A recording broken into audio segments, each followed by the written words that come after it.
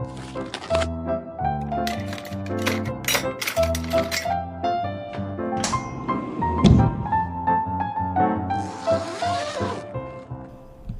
to Season 3 of Malevolent Autopsy. I'm your host, Queen. I use she, her pronouns, and I am so excited to be here with you all.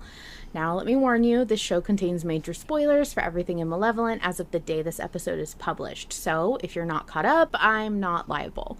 Before we get started tonight, I'd like to ask my lovely co-host, what part of Arthur's body are you betting on getting injured this week? Howdy, hello. My name is Vol Control. I use he, him pronouns, and well, I won the bet from last week. That Harlan Guthrie is a rascal. Judging on what happened this week, I'm betting Arthur's middle finger is going to get injured next week. That's a good bet. That's a good wager. That's a good wager, yeah. Speaking of what happened last week, let's review, shall we? Yes, let's. After John gets a peek at the perilous path below them, Arthur, lighter safely clenched between his teeth, tentatively starts his descent. They spy a handy-dandy hair rope to help them down. They reach the end of their rope, literally and figuratively, when Arthur drops the lighter. It's not long before they encounter some of the lovely creatures that call these vines home, centipedes! Yay, everyone's favorite! Arthur's not a fan, though, and decides to take his favorite shortcut, a long fall.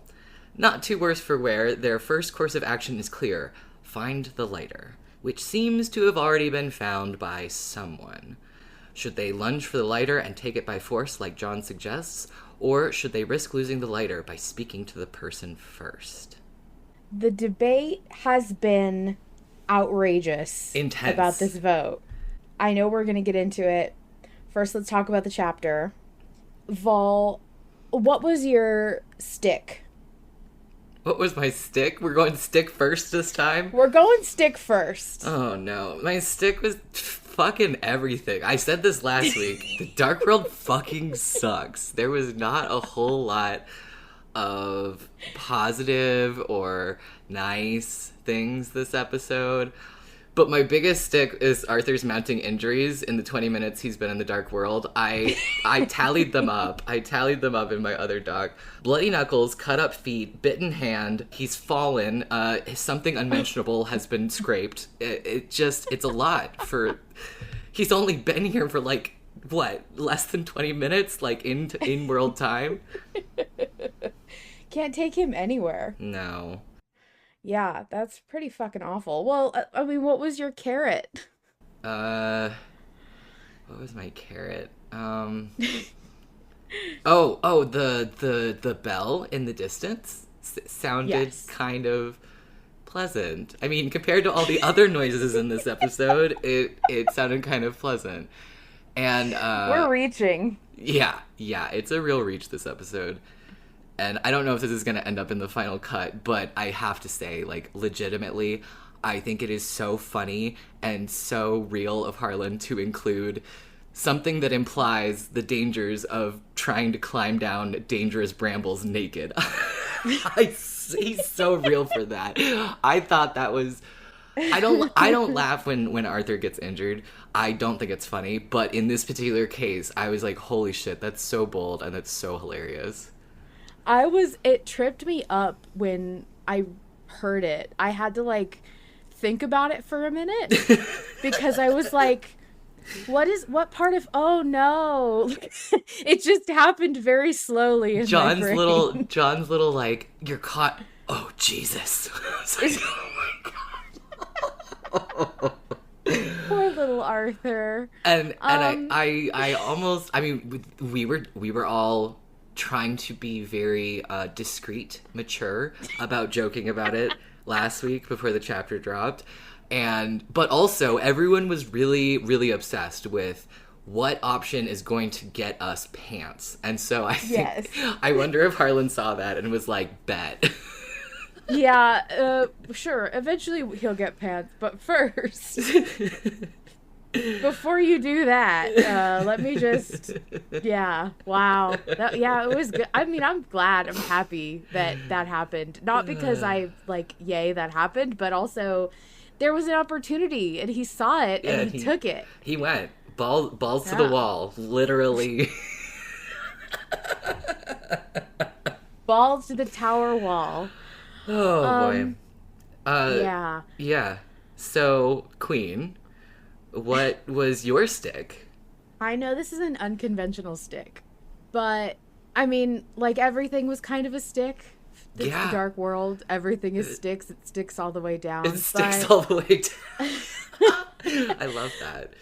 But hearing John specifically say, "Take your time. We have all the time we need," was like haunting. Yes. It was not just foreboding for the listener and for Arthur, but for me, it was foreboding because it just speaks to the time that John spent here and how enormously long it felt for him, both times, probably. I mean, when I was reading back through part one, well, okay, so I went and made a Google Doc outlining everything we know about the Dark World from John in Malevolent so far, according to the transcripts.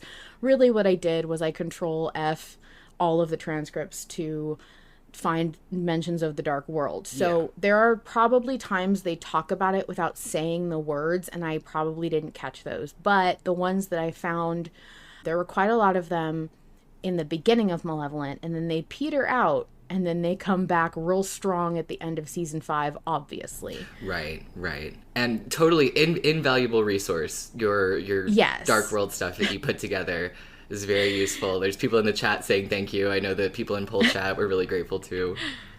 It was really fun to look back through early stuff and remember. First of all, it's a very painful read. If you haven't listened to or read through season 1 of Malevolent in a while, I encourage you to at least read through the first few episodes if you don't have the spoons to listen, or if you don't have the spoons to read, like whichever one you pick, because there are some really poignant moments that will come back and hit you square in the heart. Yeah. Especially when it comes to John talking about his relationship to humanity and love and kindness, and like they're just a lot of hard-hitting moments. But my point in saying all this was, when I was reading through part 1, it was, or season 1, it was very evident that John has always had this deep fear of the dark world, but he mentions that he lived multiple lifetimes in the dark Oh my world. God, Like, yeah, I he's forgot been there that. for a long ass time. And that was before he met Arthur, which means like John didn't have the humanity aspect that we've grown along with him. And even at this like this height of being a fragment of a god and not having the relationship he does, the heart that he does now, he was still that scared and that determined never to return. And that has become so much more like obvious now about why he would be so scared. And it really, to me, emphasized the gravity of where we are and how bad this is going to be. And hearing him say, "We have all the time we need," it just speaks to, I feel, how he's very hesitant to have any hope that they will ever be able to escape. Yeah. And Yeah. for me, that was the stick. Hearing John start to become hopeless, I think that's going to be a theme, and I think we're going to hear him crumble, which isn't a shock. We just heard Kane talk about how we're going to go see all the fucked up shit he did. But like the way he said that line for me was a big stick. It was, oh God, I'm really scared for that because it's already kind of sad now. It's going to be pretty bad later. Yeah, yeah, no, I also, that line really stuck out to me too. I wrote it down in my notes, and the way that I interpreted it, I didn't think about the hopelessness, so thank you for that, Queen. But I did, I did think about how they are not in a rush per se, and they're not being like actively hunted while they're climbing down this tower, in theory. Theoretically. And it just felt like John was almost saying like, we can take our time and we don't need to rush this. We can be careful. Trying to like keep Arthur safe, Right. So lots of sticks in this episode. What was your carrot? Did you find a carrot in there among all the sticks? I forced a carrot. Um, I I actually really loved hearing, like, on the flip side of this exact stick, I have the two specific moments when John says, if when the thorns bite, and then he says, just grin and bear it.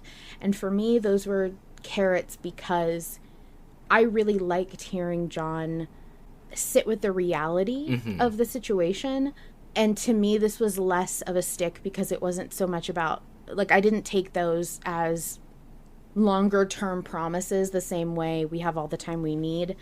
I really heard that for what it was, but also I liked hearing him kind of coach Arthur through something he already knows is going to be bad. I always like those moments. I like it when they do that for each other, especially I'm thinking of when they have to bite off the pinky. Yeah, that's a good moment. When they're able to, when they know what's coming is going to be bad, and they're able to just hold each other's hands metaphorically and get through it together, those are always really heartwarming moments for me, even when things are really dark, because it reminds me so much of the same comfort that I think we all want, you know, when you're young and you like have to go to the dentist for the first time and your parents go in with you, and like you know, it's not going to be fun. Everyone knows this is not going to be fun, but someone's there to hold your hand. And I feel like that is that kind of support and that positive engagement when things are going to suck and there's no way to get around that, but you don't have to do it alone. It's always been a theme in Malevolent, and I really liked it. So I forced a carrot out of a couple of pretty bad lines. Rose in the chat says, God, him telling to bite down on the lighter when it hurts got me. Yeah, that got me too. That was that was the care moment for me, where, you know, John was like, this is gonna hurt, but just, you know, bite down. But honestly, the just grin and bear it line hit me the way that when they're in the witch's cave in season 5 and there's just bugs and maggots crawling all over Arthur, and he's like complaining about it, and John's like, just ignore it. I'm like, dude, you just ignore it. Like, but no, I totally hear what you're saying about how it expresses this level of care that we've come to expect from John towards Arthur. Yeah, I will never forget being so pissed off at John when he was like, just try to ignore it, Arthur, when he had his hand on the maggots in the cave. But for some reason that didn't hit me here. I think maybe because I don't know why it didn't hit the same, but maybe it was the tone. Probably, yeah. Because I think here I was already in the mindset of John being kind of depressed and scared. Right. And in the witch's hovel womb. No, don't say womb. He wasn't so much scared as he was like, just shut up and do it. Like, yeah. I just felt like it was such a shitty moment. Not like he was trying to be shitty, but he's a passenger. He always has been, and he doesn't have to. The reality is, and I've seen this going around on the internet a lot to like in fan spaces to reinforce the idea. People kind of are being reminded. There's two types of horror that are constantly taking place. It's the forced horror of I can't do anything, I'm powerless, and I have to watch all this stuff happen. And then there's the horror of I have to go through all of this. And right. Arthur is always going to have the brunt of the physical turmoil. And for him, it's a very different type of agony. And for John, I think he's able to have his faculties about him a lot more frequently because he doesn't have to physically go through, like, he's never hungry. He doesn't have to sleep.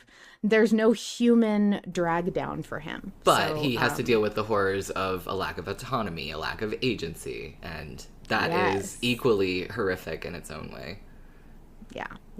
I love it. I love that Malevolent is able to show both sides of the coin, so to speak. Yeah, and totally. I like that we are given moments that feel pretty equal about how often and with what like intensity they are able to express that frustration with each other, because both positions are really hard to be in. Sometimes one is harder than the other. So you know. and I think that this also speaks to why there is such a huge queer fan base, because both of those elements are very common in queer horror.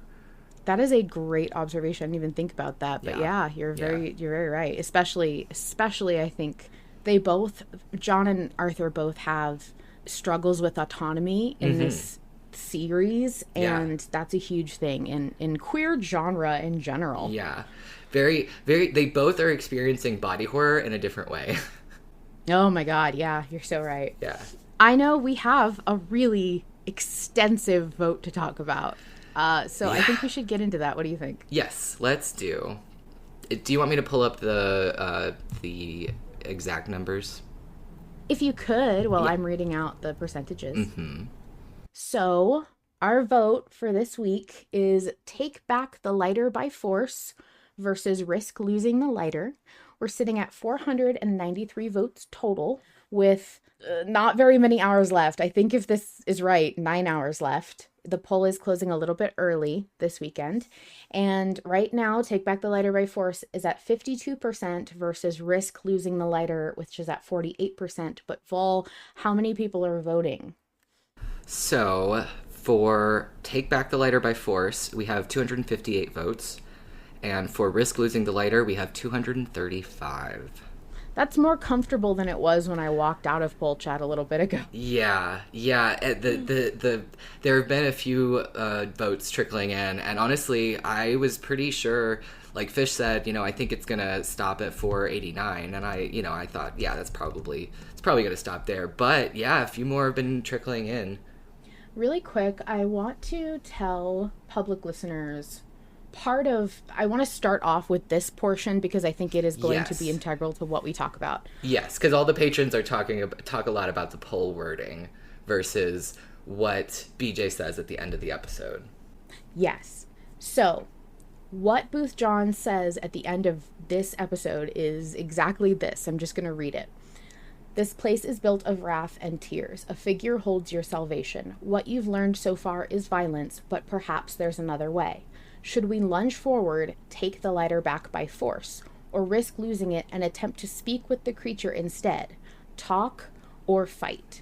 Now, I posted an informal poll in the Discord using a Discord bot to actually register how people were feeling in the Discord on the first day of the chapter drop, which means there was no way to know how the poll would be worded, and we didn't have any idea of what the patrons who don't have Discord or don't use the poll chat were going to vote like. So it's really just a way to get the temperature of the chat before the poll actually drops, and we get to be influenced by what the patrons are looking at. At that point, it was really one-sided. It was most people were voting for Take Back the Lighter by Force. Yeah, it was a strong, I would say that Take the Lighter by Force had a strong lead, and it was about 60-40 split in the early days. Yes.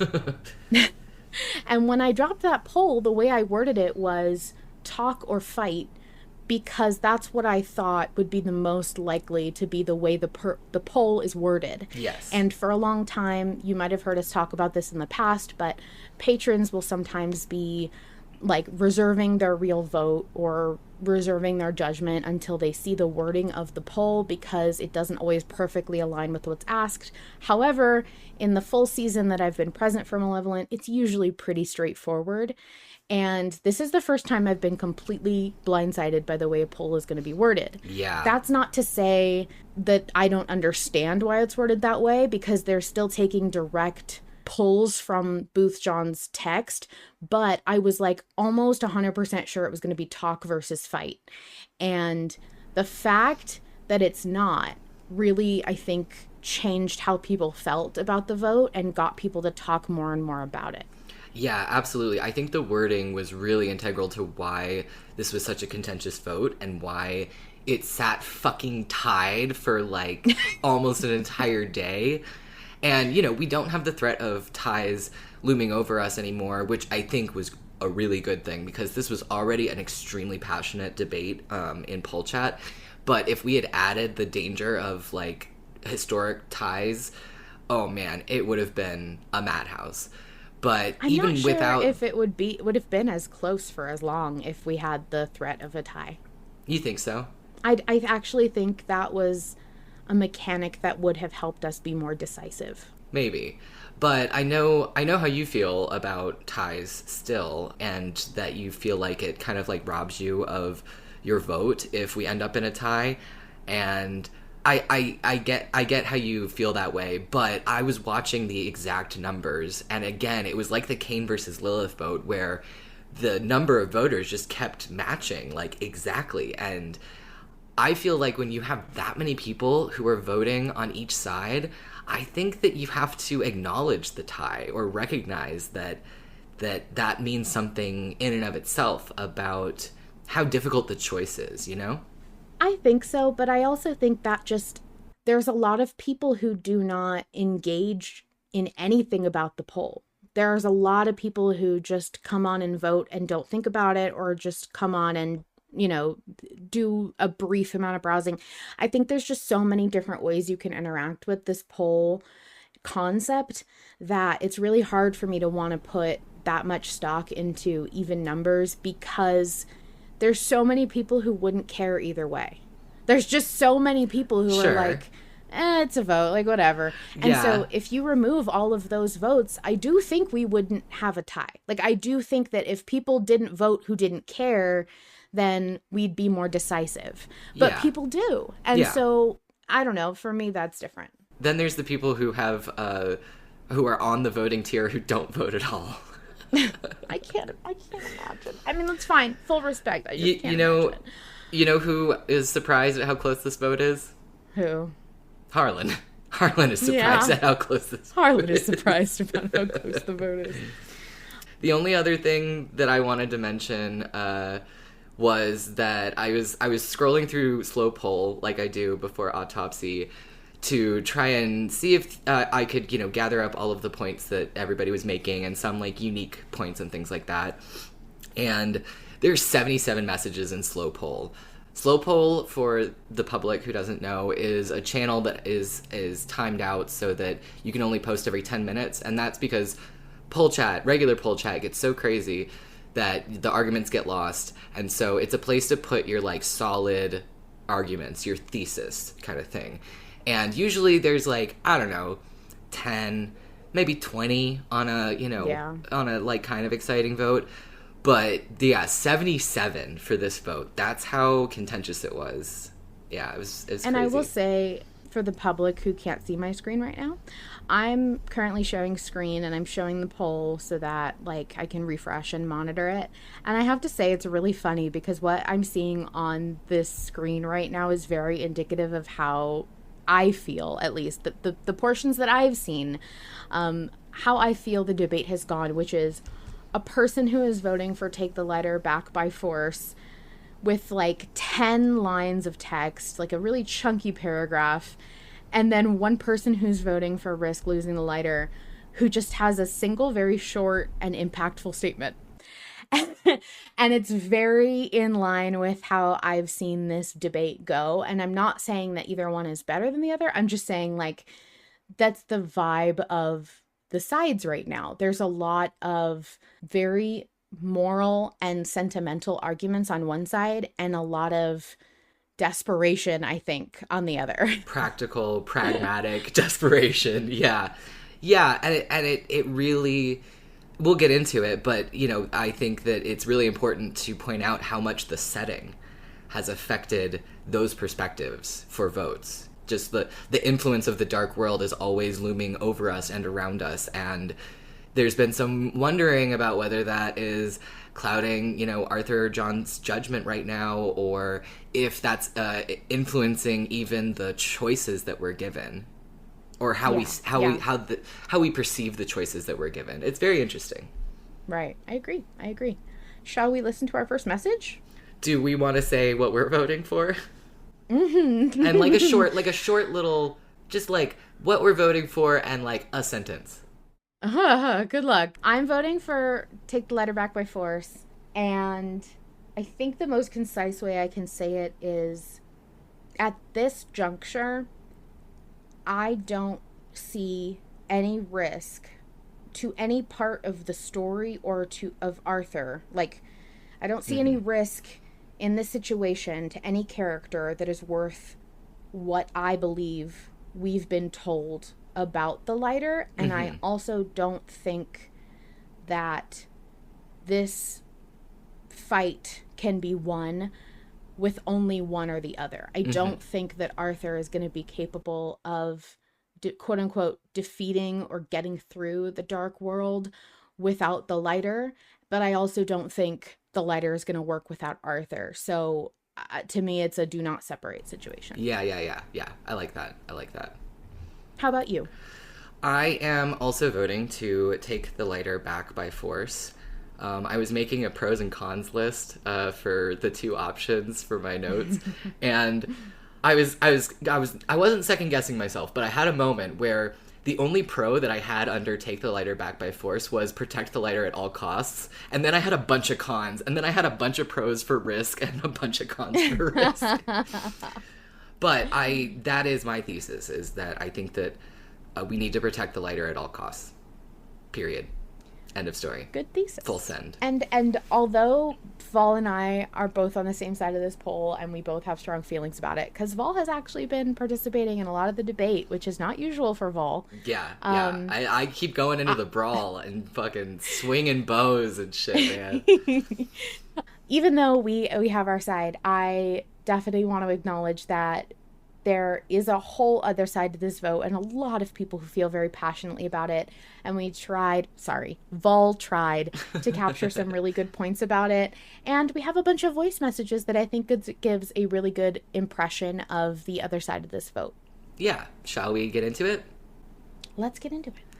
Hi, Autopsy, Rose of Envy, she, her, and I have a feeling I'm going to be a lot more active in poll discussion this season, and that makes me nervous, but after Dora lost last week and the contests were Quentin for that one, I am gunning for Fat this week, because we need that ladder. I can't believe people are forgetting rule number 1, and the season just started. Keep that ladder close. In Da Capo, it's mentioned many times, at least 3, how many times we need to keep that ladder. And I could be taking this a little bit too seriously, but I'm not one to make friends with every creature we see. I'm immune to that argument, just as I am the it would be funny argument. I feel like we've been given very clear warnings and instructions, and yet we are ignoring them within the first 2 chapters of season 6. There are many things to consider here, but we need to face facts. We need that ladder back, first and foremost. This is a creature of the dark world we're facing, and yes, we are a creature too, but we can't assume it is someone we know, because we've been bit by that before, and at this point, it shouldn't be part of the argument. We cannot worry about it. We do not know. It's a creature. If we don't get that ladder, bad things will happen. Even the wording of the poll, take it by force or risk losing the ladder, is indicative of the tone for this season. We cannot afford to take this risk. We need to get that ladder back. Just because we are choosing to use surprise to our advantage and take the ladder back by force does not mean we are scrapping all our morals and values. If we have to play catch the ladder in the first part of season 6, I feel like it will only end bad for us. And as I said in poll chat the other night, it's the dark world. Things are gonna get dark. Thank you, Roses of Envy. Really appreciate your submission, and I'm fully in agreement with you. It's the dark world. Things are gonna get dark. Yeah, and I think you make a really good point that I have been really, really gunning for in poll chat, which is that historically, trying to make friends with every creature that we come across is a bad idea. And sometimes we still go for it, and sometimes the stakes are a lot lower than they are now. But for my money, I feel like the stakes are way too high this early in the season to not only lose the lighter, but also like take a risk to try and befriend this creature. And I also don't think that the wouldn't it be funny, or it would be funny argument to be very convincing to me. I don't usually want to do things for the bit. Sometimes I do, but or sometimes when I've been arguing for a while and I'm getting tired of like actually debating, I'll throw in a little for the bit shit post, you know. Right. Yeah, what I was going to say is the bit really just adds to my arguments. It never decides my vote. Yeah, exactly. I agree, and I also think that for me the way I think of it is if Da Capo was the beginning of the book, we've only flipped 2 pages. Yeah. It's only been 2 chapters, and one of the last things the manager says is about the lighter to Arthur, and for me it's like we've only flipped 2 pages and we're ready to start messing around with the rules. I don't know.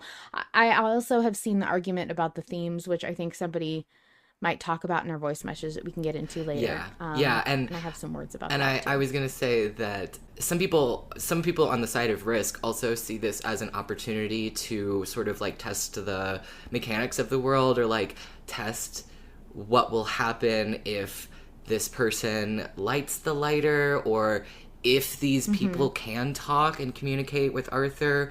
And like, I'm all for doing science, absolutely, I'm down with that. However, not when the source of hope, the only source of hope in the dark world, is not in Arthur's sweaty little palm. I guess bloody little palm. Yeah. I also think that it's important to mention for the other side that people have been saying, oh, you know, what if the guy can't even talk? We don't have evidence that he can communicate, or that, you know, they'll be conscious of what's going on, or any of that. And I will say that, to the credit of the folks who want to test, they would say, well, that's just as valuable information to know if we can engage with the people that we find here, or if they're just too far gone. They're not wrong. And I think that's a good point. They're not wrong. Yeah. Shall we listen to our next message? Let's do, so we don't just get all in on our side. Let's hear from someone who is from the other side. Hey, my name is Ajaqs. My pronouns are she, her. And I think we should talk, aka risk losing the lighter. Now, I am totally going to be the first to admit I'm a pacifist. I totally lean towards the nonviolent choices, but I think this is a bigger choice than just fight or talk. The dark world brings out the worst in us. We've seen this. Right now, we still have some of the lighter's influence, and we still have our wits about us to make a nonviolent choice. The lighter is our physical light in the dark world, but we also carry our own light within us. I know this is very wishful thinking, but maybe, just maybe, our choices affect our sanity the same as the lighter. Violence, pain, and fear bring out the worst in us, but hope, courage, and perseverance bring out the best. Don't let the dark world win. Be the light. Talk, don't fight. Thank you, Ajaqs. Appreciate your submission. I loved your little tagline at the end. I thought that was really cute. Yeah, me too. It's catchy. I like a catchy slogan on a vote. And I really like the point that you make about Arthur's light that he carries within himself, because I believe that, like Queen was saying, that there's this interaction between the lighter and the light that Arthur carries specifically, and so I do think that that's important. But I will quote something that Fish said in poll chat earlier. Fish said, "We simply cannot love and tolerance our way out of this place," and I feel like you do acknowledge that it's wishful thinking, and I think that leaning on the idea that Arthur will be capable of being resistant or resilient against the dark world's influence is wishful thinking. But he is kind of a special little guy. And I wanted to also mention that I think it's really easy to get caught up in the themes of the show from prior seasons and prior Very episodes, much so. especially, where we have really been talked to about hope and about persisting and about determination. And there's been some really dark moments where the lesson has been to take away that you shouldn't give up, and Hold you out are the hope, only carry the fire and stuff like that. So I think it totally makes sense to think this way. I just think that we're supposed to be resetting right now, and I don't know that all of the things that we've learned are going to carry over in the very beginning of a brand new chapter of this story. So for me, like, I totally understand the confusion between, like, well, we were just told to never give up and stay by the fire and all that, but now we're supposed to give in to the first violent urge we have to get back a physical object, and like, how does that make sense? I can totally see that. I understand that, yeah, for sure. I just think that a lot of what we have been told throughout Malevolent about the dark world is supposed to be, and this is a guess, this is not like, I'm not acting like I know everything, I think it's supposed to be a direct antithesis to everything that Arthur and John have been teaching us as the listeners for so long. Right. And I think for that reason, it's supposed to be a place where we have to put down all of our tools and reassess before we can pick them back up. Yeah, I agree. And I think that it is meant to be challenging, but I also think that the reason that Harlan worded the polls the way that he did was to make sure that we knew the consequences of our actions, not just pick, fight, or talk. Right. I also want to say there's some chat right now in our live chat about previous votes and how certain votes seemed right in the moment but were actually the worst possible option and things like that. And I want to just mention here that there have been a lot of votes where the outcome would have been, quote unquote, would have been the same either way. For example, we have learned in the post season 5 interview that the choice to wait to see what the prince did before attacking, it, for lack of a better way to say it, it wasn't the best choice we could have made, but it was gonna suboptimal. It was the suboptimal choice. But it was either way going to result in a bite because that had to happen. There was no way to escape that happening. However, the way that we got to that bite is really what the vote affected. And so therefore, I do think there can still be the possibility for like super effective votes or super impactful votes. And I don't think it's fair to say like, well, it doesn't, that vote actually didn't matter, or that vote, for example, it may not have been the best way that it could have gone, but it would have happened anyway, and therefore it doesn't matter. And I think that's a whole bunch of bullshit, because I think that at the end of the day, the votes are the flavor, right? Like, Harlan is going to tell the story no matter what. What we as voters are doing is sort of picking a branching path, but more so picking like how things play out. And I think that in this vote, if we try to speak to this person before, instead of trying to just take the lighter, I think that Arthur is going to end up hurt more so than if he gets the jump on this person first. Right. And I will say that it's kind of a fun game for me to figure out where in the chapter things had to be altered before they were going to end up that way anyway. And sometimes I can really tell, and sometimes I can't at all. And for me, I think for this vote, personally, he's going to end up physically injured anyway.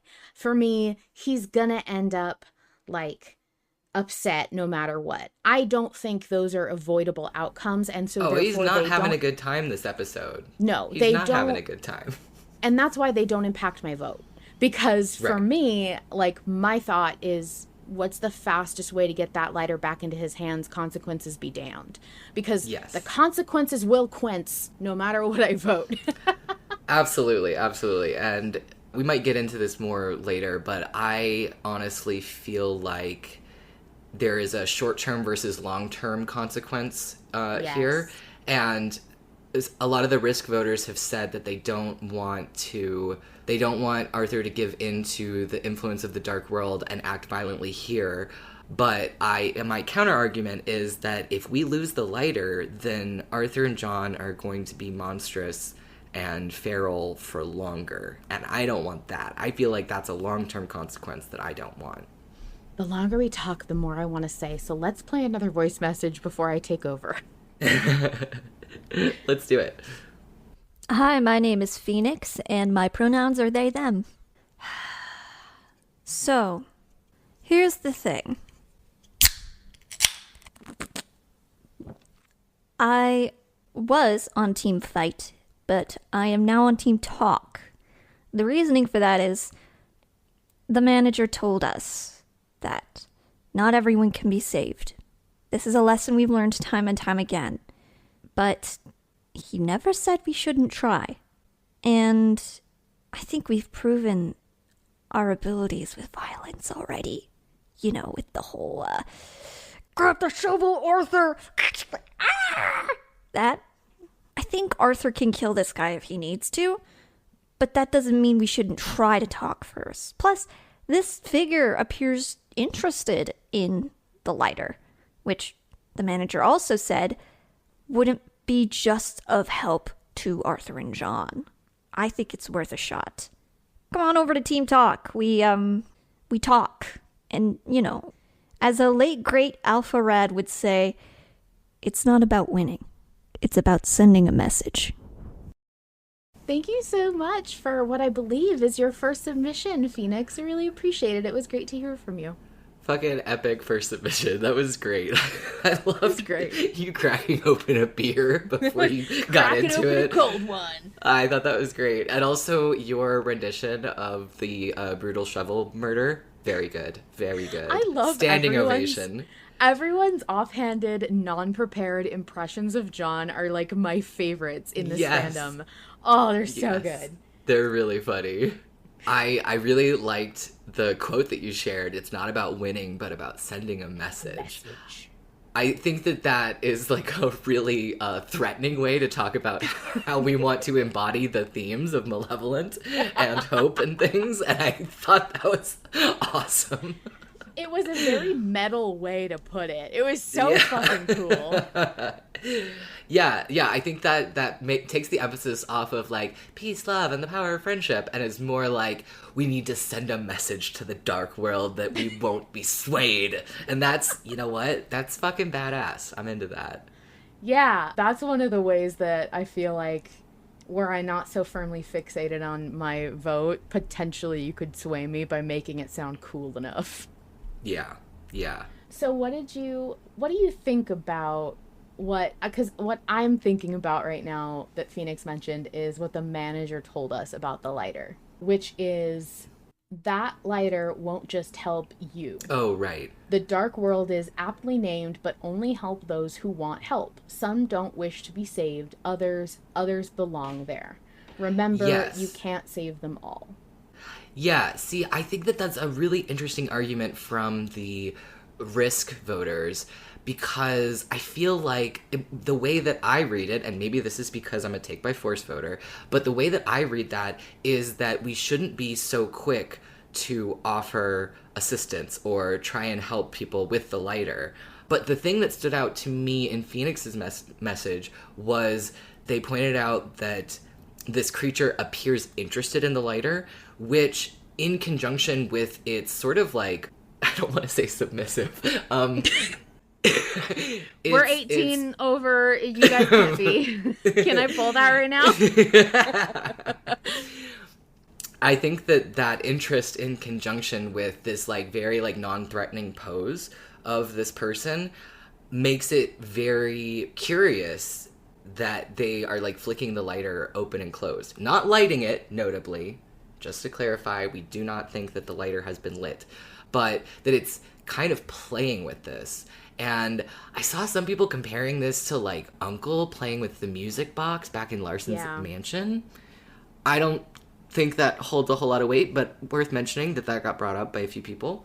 And so I think that this interest that this person is showing might show some kind of sentience or sympathetic characteristics. I don't know.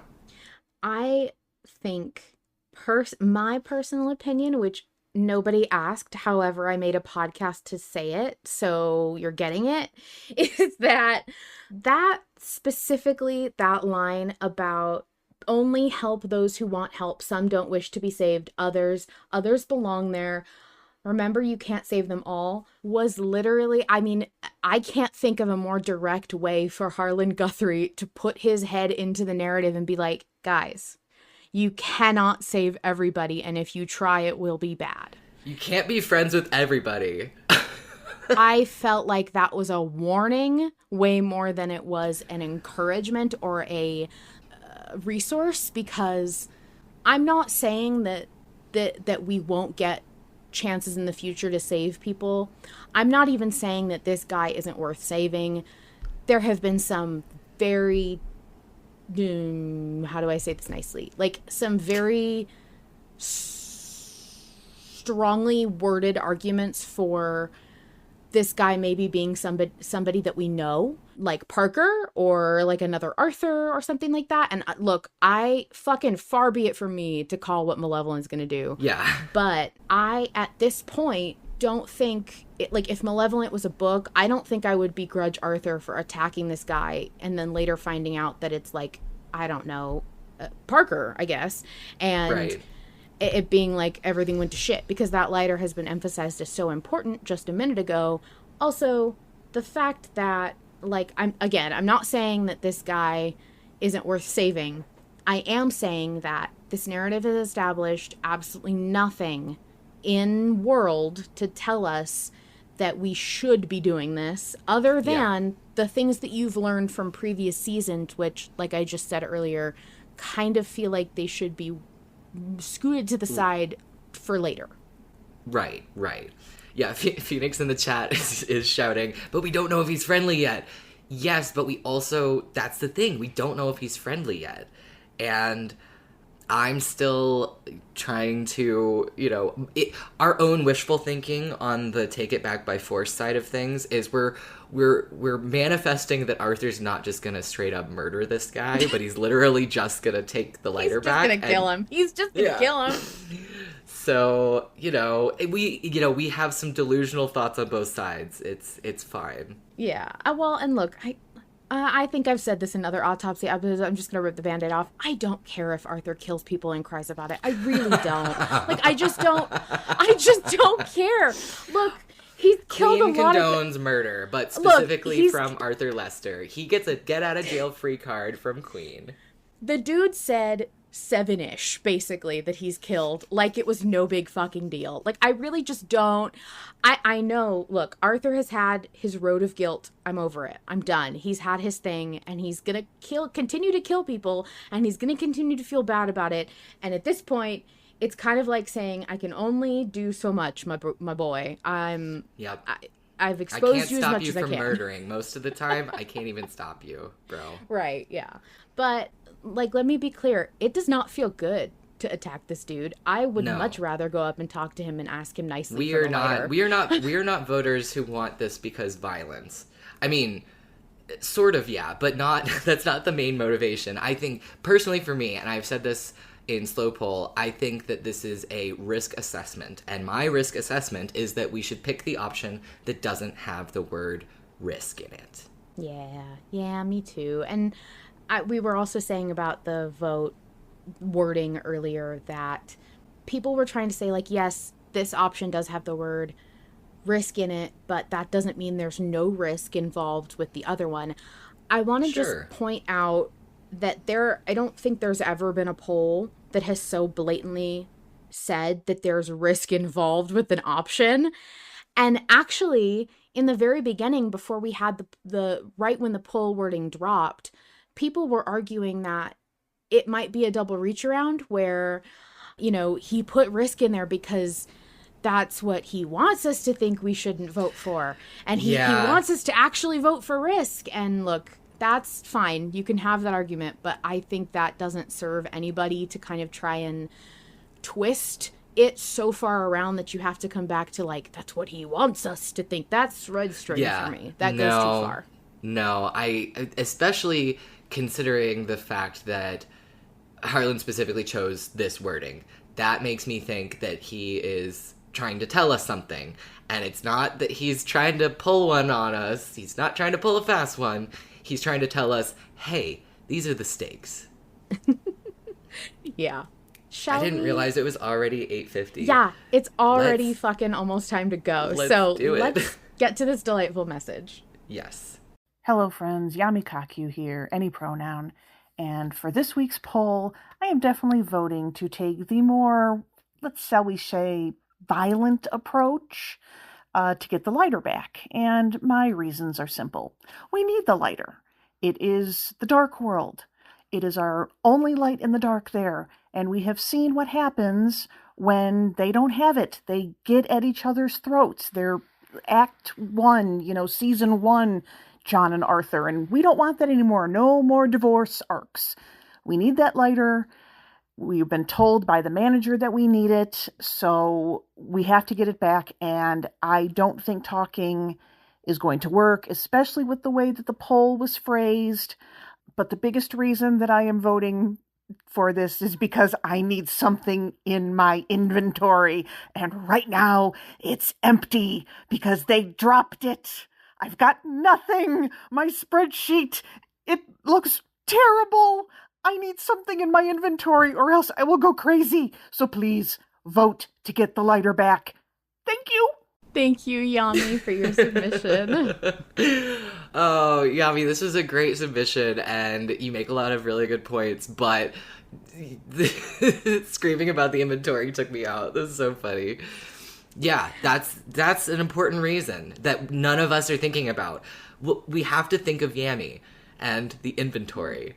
I have to say, the concept of the inventory has always made sense because we have a bag to keep an inventory in.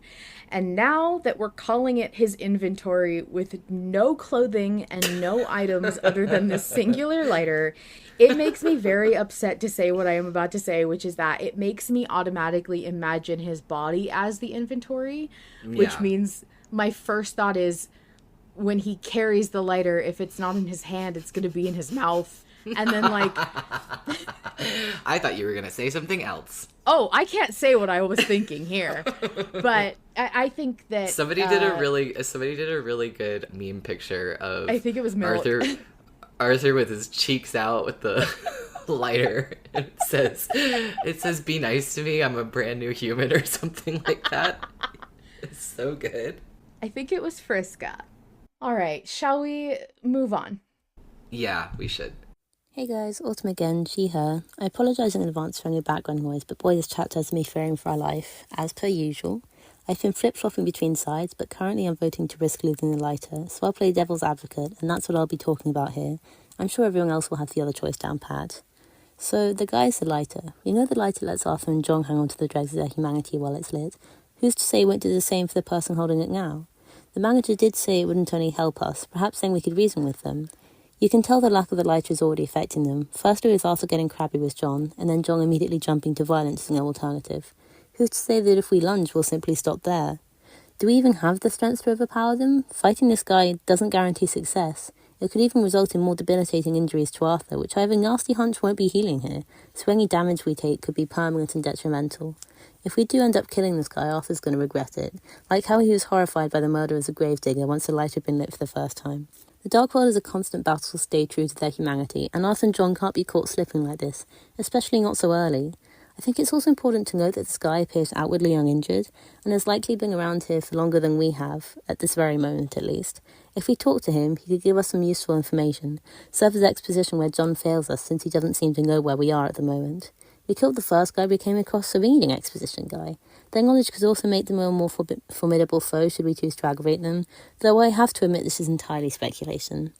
I know this may seem counterintuitive to what the manager has told us, but no risk, no reward, eh? To be honest, I don't actually think we should risk the lighter, and I would prefer the certainty of retrieving it successfully, rather than the potential of a chat. But the risk is currently losing, so if we find out we could have taken a gamble, I can act all smug without any of the consequences of actually risking the lighter, because who needs integrity, am I right?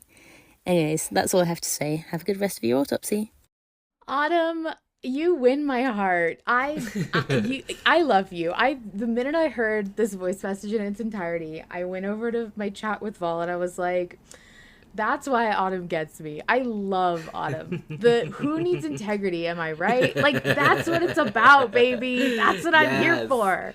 Yes. And I do love that feeling that you can have on the losing side sometimes. Like, sometimes when the stakes are really high, it feels bad. But sometimes it feels really good to be on the losing side and be like, well, you're gonna get the consequences, and I'm gonna stay on my high horse. I love that. And I like that you are owning up to the fact that, like, I'd actually prefer if we got the lighter, and I know that's probably the safer option, but I'm going with this one. I know that it's hard to pick an option that feels like it's losing, and, well, you know what? I would actually say it's, like, probably harder to pick an option that's winning, but that's my brain. Sure. Well, especially because I think I mentioned this when this episode dropped, as soon as it dropped and I started listening to it, before anything happened, I immediately was like, oh God, I've made a mistake with my vote last week. It's so funny because you know what? I've seen a lot of people saying that and I don't feel that way at all. But I mean, I just had this momentary panic where I was like, oh God, the thing that I picked won and it's risky. But after I listened to the episode, I was like, no, I'm happy with what happened. I mean, I wasn't happy about being bombarded with bug sounds, but overall, where we ended up, out of the tower, on the ground, not any bones broken, apparently. You know what? I think I was just really scared last vote of getting another part where we're stuck inside somewhere. I just want Arthur to be able to freely move. I'm tired of him being cooped up places. Yeah, he's claustrophobic. So am I. Boy, same. I did want to say one thing about Autumn's, something that Autumn mentioned. I don't mean to argue with the risk voters. We're trying to be fair here, but I have to mention this because it's something that I'm really holding on to, and I was if risk won, I was just waiting for this to happen. I think it's really optimistic to think that we would be able to get useful information from this guy, or for this guy to be an exposition guy. I think that's really wishful thinking. But also, I am convinced that in the mood that Arthur is in right now, he's not going to be nice. If we let him talk to that man, he's going to be a fucking asshole. He's going to threaten him. It's going to be awful. It's gonna be like when you go up to that screenshot when you go up to an NPC and they're like, "Here, take a beer," and you have options to respond to them, and you pick it, and they're like, "Fuck you!" Like, wait, it's not what I said. That escalated so quickly. Yeah. So that was the only reason that I wanted Risk to win. Or the only reason I want Risk to win, because we still have, I think, 8 hours of the poll being open. Yes, I'm gonna briefly mention that Harlan popped into chat this afternoon, to say that poll is going to close 7 a.m. tomorrow his time. I have a feeling that, this isn't going to be official. I don't have, quote-unquote, the ruling to make it official. From what we've heard in the past of passing comments, Harlan likes to write his chapters usually on Sundays, so it's probably safe to think that we should expect them to close on Sunday morning-ish, because he likes to spend Sunday writing and then drop a Monday. Of course, that always changes, so. He's said that one of the reasons he hates ties is because he has to wait and he can't start working on the episode yet, and so I totally get that. Yeah. Is there anything you want to say before we listen to our final voice message? Because it doesn't really talk about the vote, but I'm really excited to talk about it. I just am looking over my pros and cons list to see if there were any points that I thought were important to mention that wasn't mentioned by us or our lovely, lovely voice submissions. I'm gonna look at what I personally have posted in Slow Poll, because I did make a couple of those today. I will say about this vote that there are some people on the Risk side who are voting for violence, but not towards this guy, but towards our guy, Arthur, who want to see him go feral, who want him to be in a prolonged Darkther phase. And I think that it's always interesting to hear the people who are willing to sacrifice Arthur's health or safety or sanity because they think it'll make interesting content. And, no flack from me. I totally get that. There are some times where I'm like, this is not the best or safest option, but goddamn, it would be so fucking cool and I want to see what happens. So I get it. You'll get flack from me, but not from Vol. Yeah. Because if you don't know this, I didn't ever used to be into horror, and I'm not used to the constant, desire to see a lot of sadness and constant fear and pain and violence. So for me to see people really gunning for that is very shocking for me. I'm like, wait, you're not trying to get things to be happy, or you're not trying to vote for the thing that's going to be closest to happy? I'm shocked by that. I've gotten a lot less shocked by it since. Says the woman who's voting to take the lighter by force from this poor innocent man. He did nothing wrong. Look, that's sadness for that guy. I'm talking about, I want happiness for my guy. I don't care about the rest of the guys. Yeah. Queen doesn't care about humanity, only her special guy. It's just my little special guy. The thing I wanted to say before we move on to another... Hold on. Ajaqs in the chat says, look, Charlie is already alive. Okay, we got our Charlie mention. Done. Done and done. Yeah, my actual guy is fine, so who gives a fuck about the rest? So, something I want to mention before we stop talking about the vote, talk a little bit more about the chapter to close this out, because Phoenix submitted an incredible submission that I really want to talk about, is that I can understand from the perspective of risk voters why you would be skeptical about the idea of really keeping this lighter safe. And on that note, I want to mention that in the beginning of this week when the poll dropped, we did have a lot of conversations about how realistic it was to believe that the lighter would really get taken away from us so soon, and like, oh, the lighter's been such an important part of the story for so long, even before Malevolent the lighter's been around and things like that. But I wanted to mention that, first of all, when we vote on these things, we're really trying to think about it in the perspective of being in the story like a role-playing game where we are Arthur, and so it doesn't really benefit us to think in a meta way about like what would happen from a writing perspective. Now, that's not to say you can't think about it, and I've definitely brought it up before. But time and time again, Harlan Guthrie has proven that you will not see what's coming with him. Yeah. And I also think that it takes away a lot of the fun of voting, because if you zoom out and try to say, well, the lighter's so important that there's no way, that's kind of the same thing as people saying there's no way Arthur can die. He's died like 3 times now. So many times. That dude has died more times, I think, than any other podcast guy. Right. So you really don't know what's safe and what's not. And even if you're right about the longevity of this lighter and how safe it is and how realistic it is that it could be taken away, I think it is still worth not basing your entire vote on that, or not feeling safe and secure because you have that thought. Because this podcast is so famous for constantly subverting expectations, and I think that's important to remember. The last thing I will say is the actual Slowpoke post that I made, which I'm not going to read out, but it's kind of something I mentioned at the beginning. We don't know a lot about the Dark World, but we know enough to know that John was scared of it before he knew Arthur. He's scared of it after he knew Arthur. He's warned us multiple times about not just the Dark World, but things that come from the Dark World. And we know what the manager has told us, which is in alignment and agreement with what John has said. Therefore, I would trust John as far as knowing how bad the Dark World is.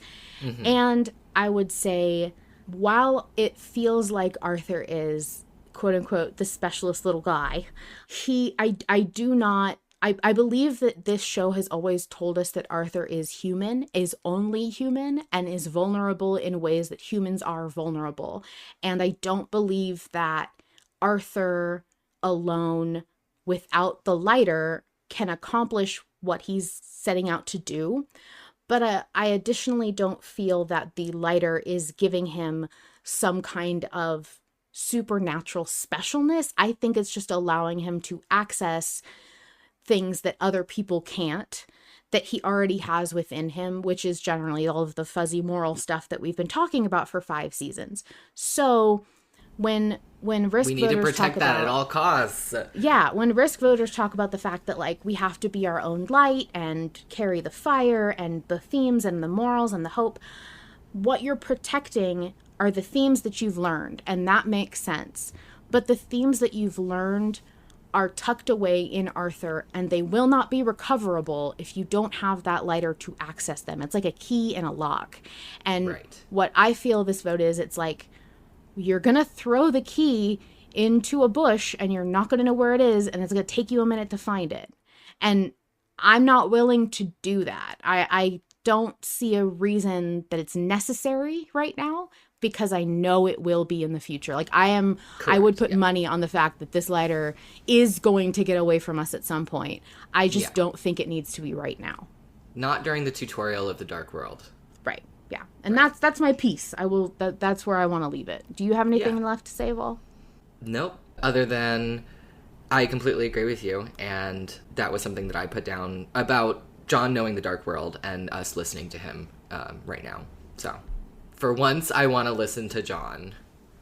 For once I want to listen to John.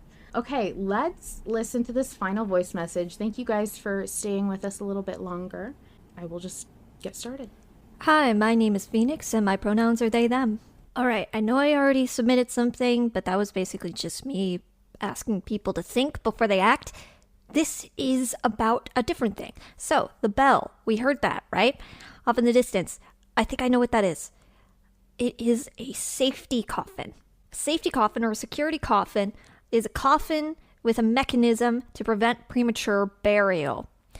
Most of them consisted of some type of device for communication to the outside world, such as a cord attached to a bell that the interred person could ring should they revive after the burial. Basically like a rope attached to a bell above ground that lowered down into the casket. I just thought that was interesting.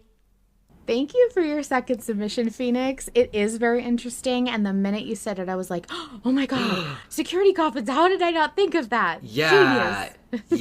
yeah, I thought that was super cool. I hadn't even considered that, and I think that would be so rad if it's that. I know that Harlan has mentioned, I think it was in the post-season 5 interview, he mentioned that he had wanted to do something maybe with leper bells in medieval England, and he didn't. It didn't end up panning out, and so that was one of my first thoughts when I heard the bell. Yeah. But it would be rad if it was like a safety coffin bell. That would be so cool. I actually think, I love the concept of the bells for lepers. If you haven't listened to the post-season 5 interview with Ren, you should do that. It's available for everybody, and it dropped on the main feed, I believe, so you should be able to. But he did mention like the concept of lepers having to ring these bells so that people would know they were coming, and that was my first thought too, because we had just fresh come off of the season, the interview. I want to say that I actually think this version would be really cool. I would be a little bit, I guess it wouldn't be confusing if the leper bells came in now, but to me, we just got away from coffins and like... Right. I feel like it would be a really cool use of that idea, those security coffins. I think it would be... And we might get to decide if we're going to dig them up or not. Yeah! Let's be grave diggers! Cool. And, like, following the sound of this bell, can you imagine? Yeah. Oh my gosh, okay, Vol, do you think that's what's going to happen? I don't know, because I was just thinking that even if it's not, like, strictly a leper bell, it could be, like, a bell that serves a similar function in the Dark World for some kind of diseased person, or maybe even some kind of, like, monster that someone has put a bell on. Actually, as you were just saying that, I was thinking of, like, an anglerfish, or, like a bell that's going to lure prey. Man, it's going to be so... I'm so fucking excited. Yeah, I'm really excited. I can't wait to see what happens. I am really hoping that we get the lighter back. That is my top priority, but we'll just have to see what happens. I'm going to be fucking refreshing the poll all goddamn night until I go to bed.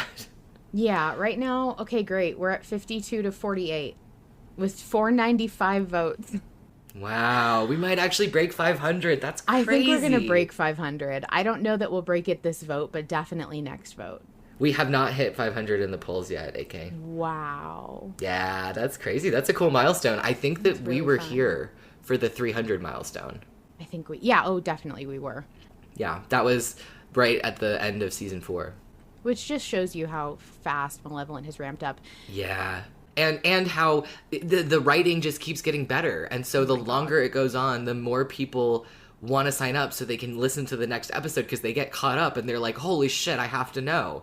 And I think that I love that for Harlan. I think it is a testament to what a fucking incredible writer and creator and performer he is. Yeah, he's truly amazing, and I'm so excited. And look, I just want to say that this whole thing, when you look back on it, I was on the Malevolent wiki, and I was noticing that in part 1, the most number of voters in that whole part was like 9.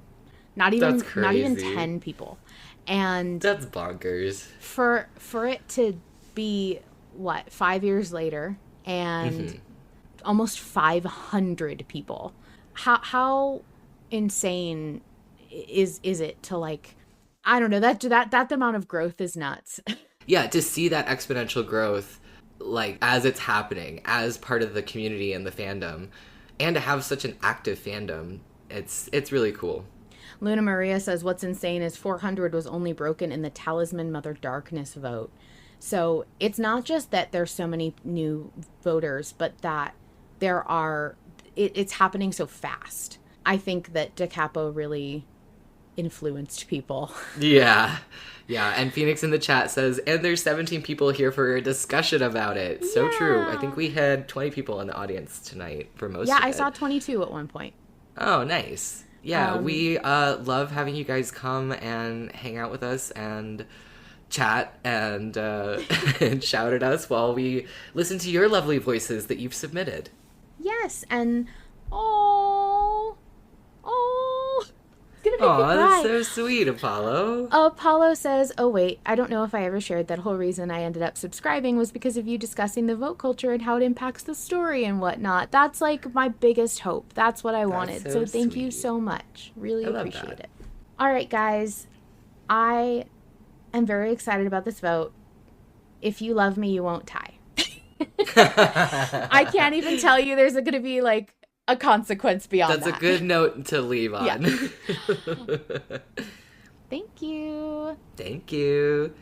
Thank you, of course, to Harlan Guthrie, the sole creator of Malevolent.